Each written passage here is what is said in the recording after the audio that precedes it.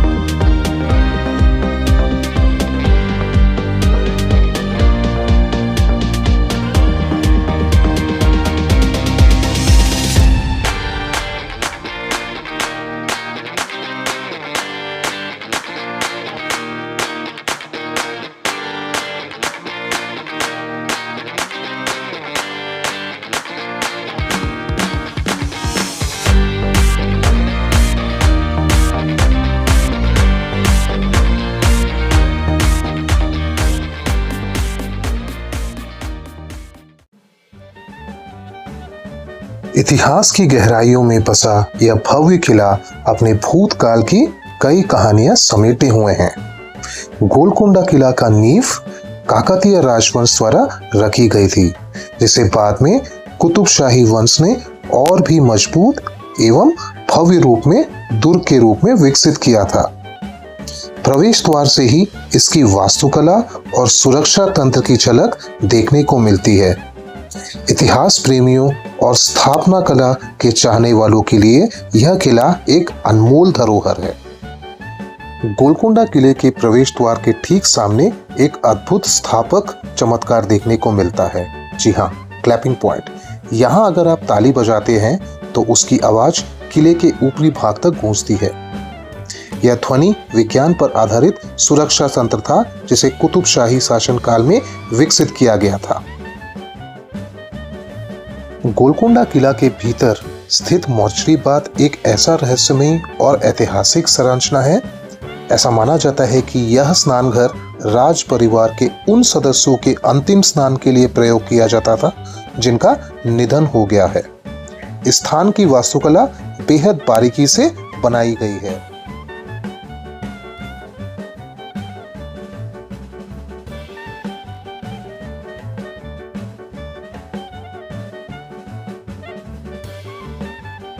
Mortuary bath के ठीक बगल में कुछ दिलचस्प दृश्य आपको देखने को मिलते हैं। जैसे ही आप थोड़ा आगे बढ़ोगे, आपको तेलंगाना टूरिज्म का कार्यालय दिखाई देगा। इस कार्यालय के ठीक बगल में एक छोटा सा स्टॉल मौजूद है, जहां आप पानी की बोतलें और हल्का नाश्ता खरीद सकते हैं। एक बात का ध्यान रखें आप, यहाँ केवल नकद भुगतान ही स्वीकार किया जाता है, इसलिए साथ में आप कुछ कैश जरूर रखें। किले की ओर हमारी यात्रा जारी रही। जैसे जैसे हम आगे बढ़े, इस भव्य किले की सुंदरता और इतिहास और भी गहराई से सामने आने लगे। किले को बेहद खूबसूरती से बाग बगीचों और आरामदायक बैठने की जगहों से सजाया गया है।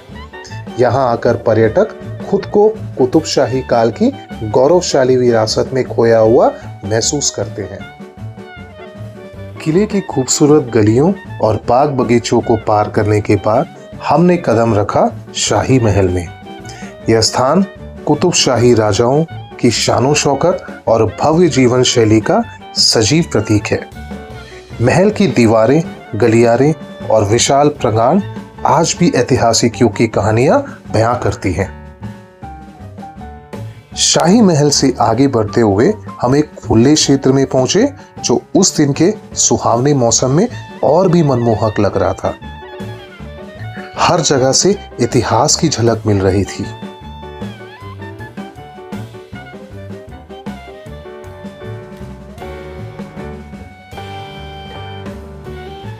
इसके बाद हम आगे बढ़े और पहुंचे एक खुले मैदान में। यह स्थान कभी कुतुबशाही सेना की सभा स्थल हुआ करता था। आज यह एक शांत और खुला क्षेत्र प्रतीत होता है, लेकिन कभी यहाँ सैन्य तैयारियां और अभ्यास की गूंज सुनाई देती थी। यहाँ अब भी कुछ तोपें और खुले लॉन मौजूद है जो उस दौर में सैनिकों द्वारा प्रशिक्षण के लिए इस्तेमाल किया जाता था।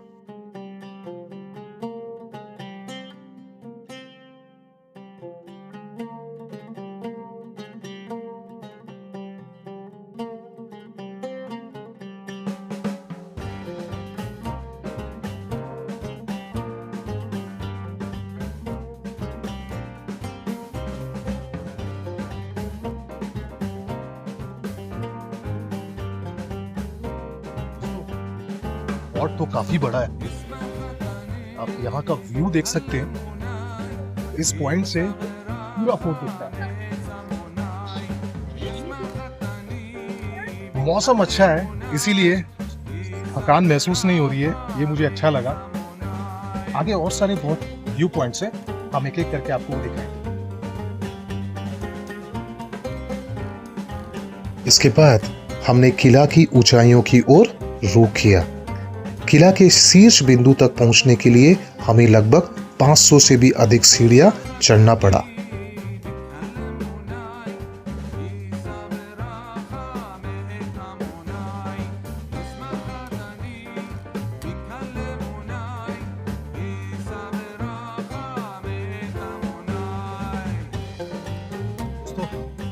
थोड़ी देर चलने के बाद में मैं एक पॉइंट पर रुका हूँ। इस पॉइंट से देखो बहुत अच्छा व्यू है। आप भी देखिए हमारे साथ।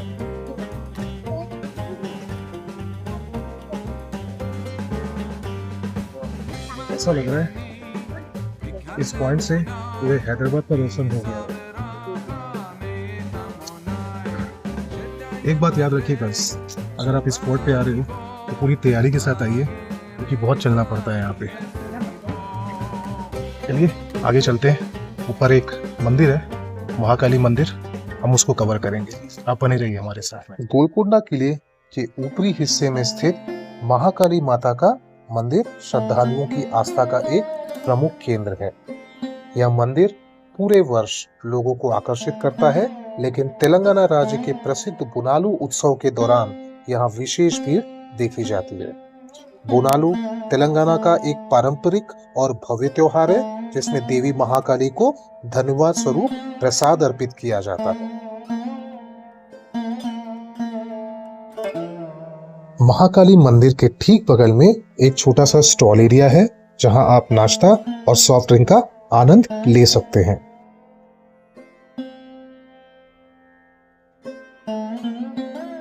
इसी स्टॉल एरिया से लगा एक दरबार हॉल है, जो कभी कुतुबशाही शासकों की सभा और महत्वपूर्ण निर्णयों का साक्षी रहा है।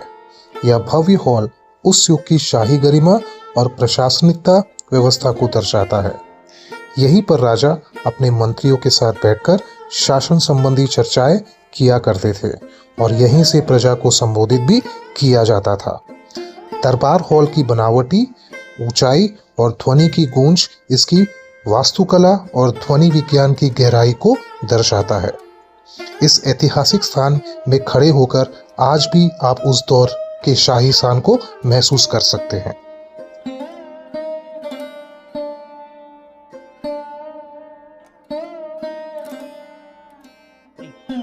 दरबारी हॉल में यहाँ का आप माहौल देख सकते हो। काफी लोग आए हैं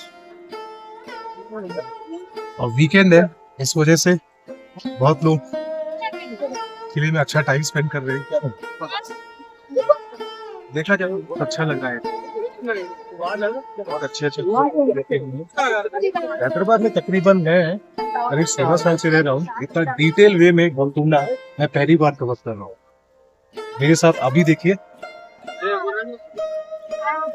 भाई, बहुत ही अच्छा लगा। एक पॉइंट से पूरा सिटी का नजारा देख रहे हैं हम। मस्ट विजिट प्लेस भाई, अगर आप यहाँ आ रहे हो हैदराबाद तो गोलकुंडा आप जरूर आइए। दरबार हॉल के बाद हमने रुख किया रामदास जेल की ओर।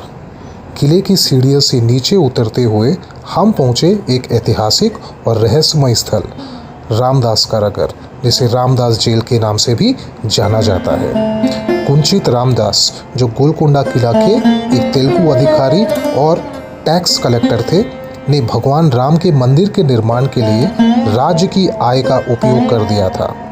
जब यह बात शासकों को पता चली तो उन्हें पनिश किया गया था और जेल में कैद कर दिया गया था। इसके बाद हम किले से नीचे की ओर बढ़े। जैसे ही हमने किले की सीढ़ियों से नीचे उतरना शुरू किया, सामने खुला शानदार नजारा मन को मोहित कर दिया। चौड़ी सीढ़ियां, आसपास फैला हरियाली और भरा लैंडस्केप, हर कोने में छिपा शानदार स्थापत्य, यह सब मिलकर किले की भव्यता को और भी खास बना देता है। गोलकुंडा किला न केवल मजबूत किलेबंदी का प्रतीक है, बल्कि उसकी योजना और वास्तुकला भी दर्शाता है कि ये कितना स्मार्ट तरीके से प्लान किया गया है। सुरक्षा, सुंदरता और सुविधा तीनों का अनोखा संगम इस किले की पहचान है। दोस्तों, इसी के साथ हमारा गोलकुंडा फोर्ट का सफर हुआ खत्म। हमें तकरीबन 4 घंटा लगा, 4-4.25 घंटा के आसपास लगा ये पूरा फोर्ट कवर करने को। ये जो पॉइंट है, इस पॉइंट से हम स्टार्ट हुए, यहाँ से होते हुए हम पहुंचे महाकाली टेम्पल की तरफ। महाकाली टेम्पल से होते हुए इसके ठीक बाजू में दरबार हॉल है। दरबार हॉल से होते हुए हम रामदास प्रिजन वो कवर किए, फिर वहाँ से नीचे उतरे और ये पहुंचे पहाड़ आ सकते। ठीक इसी तरीके का फोर्ट हम बीदर में भी देखे थे। आप कमेंट बॉक्स पर बताइए कौन सा फोर्ट अच्छा है, गोलकुंडा या बीदर वाला। और हाँ, अगर आप यहाँ आ रहे हैं तो पूरा तैयारी के साथ आइए, यही मैं बोलूँगा, क्योंकि 4 से 5 घंटे लगेंगे यहाँ पे आपको पूरा फोर्ट कवर करना। लकीली आज मौसम अच्छा था, इसीलिए हमें इतना थकान महसूस नहीं हुआ। हम जल्दी पूरा जो भी पॉइंट्स है वो पूरा कवर कर लिए। लेकिन आप बिल्कुल तैयारी के साथ आइए। बस इसी के साथ हम यहाँ से बहुत सारी यादें लेकर जा रहे हैं और हम कोशिश करेंगे दोबारा यहाँ आने की। आप भी यहाँ आइए और बस इस स्पॉट में अच्छे व्यू पॉइंट्स का आनंद लीजिए। चलिए फिर दोस्तों, मिलते हैं आपसे अगले ब्लॉग।